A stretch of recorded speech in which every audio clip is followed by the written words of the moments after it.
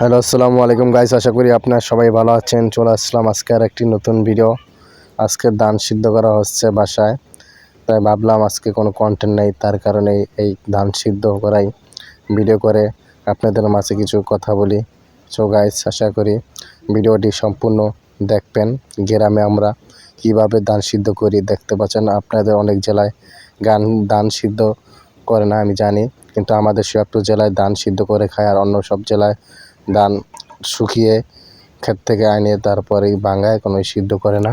So guys, আপনারা কে কোথা থেকে দেখছেন অবশ্যই কমেন্ট করে জানাবেন। আমাদের গ্রামে ধান সিদ্ধ করা হচ্ছে অনেক সুন্দর করে। আমরা রাত 3টা বাজে ঘুম থেকে উঠে আজকে ধান সিদ্ধ করছি গাইস। আশা করি ভিডিওটি ভালো লাগলে গ্রামের দৃশ্যটি অবশ্যই লাইক কমেন্ট শেয়ার করবেন। আর ইউটিউব থেকে দেখে থাকলে অবশ্যই চ্যানেলটি সাবস্ক্রাইব করে আমাদের পাশে থাকবেন।